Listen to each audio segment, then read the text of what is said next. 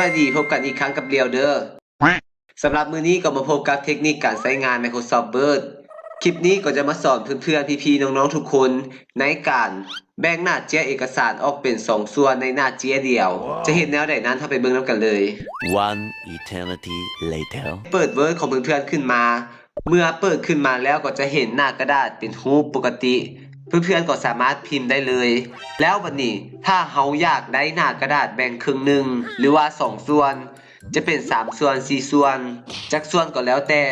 วิธีการแมนขั้นตอนแรกให้มาที่เค้าโครงจากนั้นให้มาเลือกที่คำว่าคอลัมน์มันจะมีให้เฮาเลือกคอลัมน์เอกสารหลายแบบเลย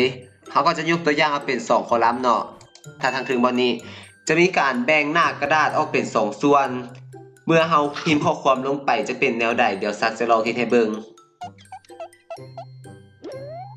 จะเห็นว่าเฮาสามารถพิมพ์ข้อความได้1ส่วนอีกส่วนที่2เดี๋ยวเฮาไปพิมพ์นํกันกด enter ลงมาเมื่อ enter มาหมดส่วนที่1แล้วมันก็จะเปลี่ยนมาพิมพ์อยู่ส่วนที่2แบบนี้พิมพ์ไปแล้วบอลไม้บรรทัดนี่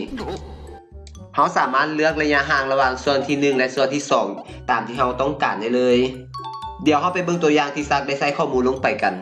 2 seconds later อันนี้เป็นตัวอย่างของเฮาเป็นคำถามเด้อเมื่อเฮาพิมพ์ลงไปเอกสารจะแบ่งออกเป็น2ส่วนแบบนี้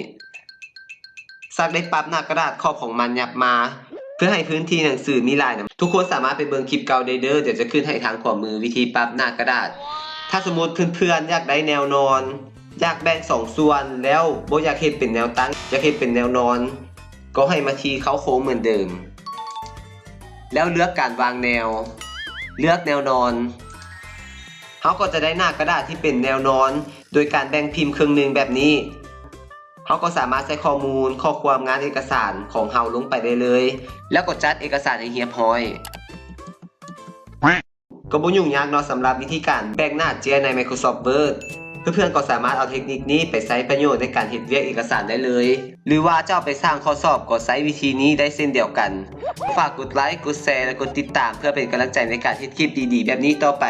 สำหรับคลิปนี้สบายดี